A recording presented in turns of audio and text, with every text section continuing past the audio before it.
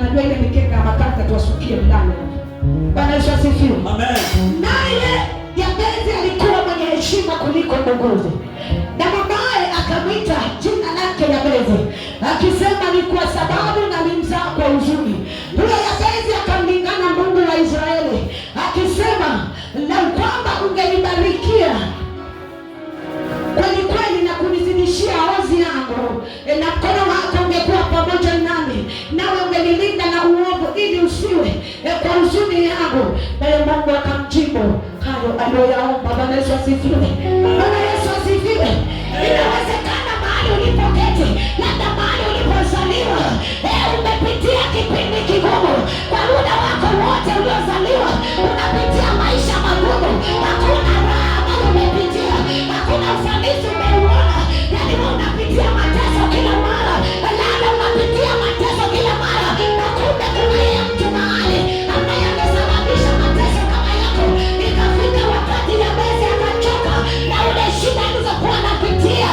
Kumbe shida zilikuwa zimetokana na jina ambalo mamake mzazi alimpatia. Alimzaa kwa uchungu. Uchungu Yabezi akampunguza hivyo. Punguza hivyo. Punguza hiyo kidogo. Bwana Yesu asifiwe. Bwana Yesu asifiwe. Bwana Yesu asifiwe. Yabezi akapitia uchungu kwa sababu ya uchungu wa mamaye. Uchungu akaubeba maisha yake yote. Akaishi maisha ya huzuni, maisha ya mateso, kwa sababu mama alimzaa kwa uchungu. Bwana Yesu asifiwe. Inawezekana umekuta siku ya leo kunayo mambo yamekutesa miaka mingi, na kunayo mambo yamekutesa tangu uzaliwe, lakini tunaambiwa ya kwamba Yabezi akamlingana Mungu, akamwambia Mungu ya kwamba nimechoka na shida hizi zote, naye Mungu akamsikia, akamwondolea machungu yote. Bwana Yesu asifiwe. Bwana Yesu asifiwe. Bwana Yesu asifiwe. Hata wewe uliyekuja mahali hapa mchana wa leo, Mungu akuondolee shida zako. Bwana Yesu asifiwe. Wewe uliingia kwa ibada ya siku ya leo, Mungu akuondolee ule uchungu wa miaka mingi. Bwana Yesu asifiwe. Haya ni maneno ya kinabii. Ukitokea sasa usipokea maji na shida zako. Bwana Yesu asifiwe. Wewe uliingia mahali hapa kama umekuwa na shida ya kizazi, leo Mungu afungue kizazi. Bwana Yesu asifiwe. Kama umekuwa na shida ya fedha, Mungu leo afungue njia za pesa. Bwana Yesu asifiwe. Kama umekuwa na shida ya ndoa, ambayo uwafanye ni connection tena kwa ndoa yako. Bwana Yesu asifiwe. Kama umekuwa na shida za magonjwa, leo unapoondoka mahali hapa, ambao uachilie uponyaji kwa jina la Yesu.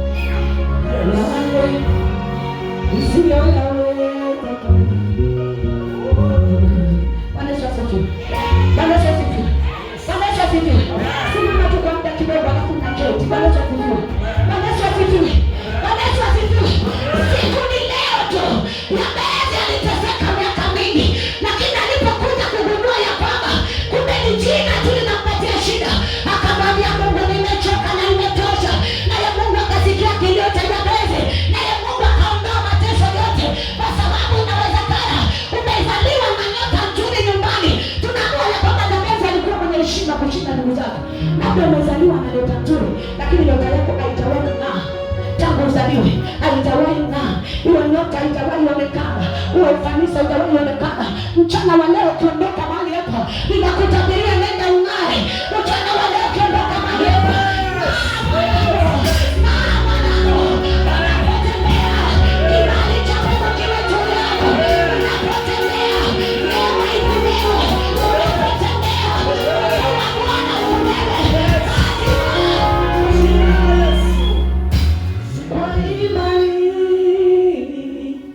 tutashinda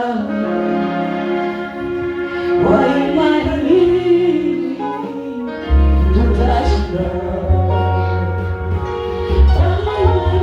kwa imani, tutashinda kwa imani, tutashinda kwa imani, kwa imani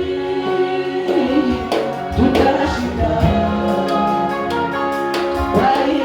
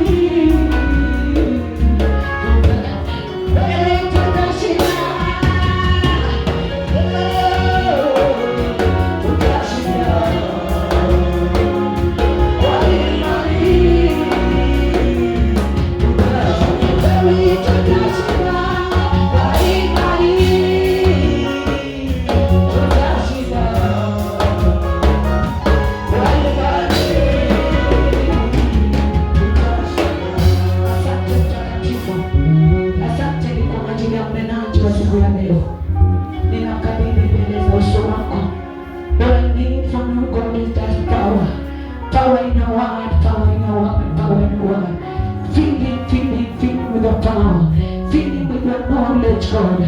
Kamtumie kama chombo cha leo. Kamtumie wanao tukabarikiwe. Kamtumie wanao tukafunguliwe. Kamtumie wanao tukainuliwe. Mchana wa leo Yesu kamtumie, kampe kibali katika madhabahu hii Bwana, ukampe kibali atumike jinsi utakavyo, kwa utukufu wa jina lako Yesu ninaomba na kuamini. Amen.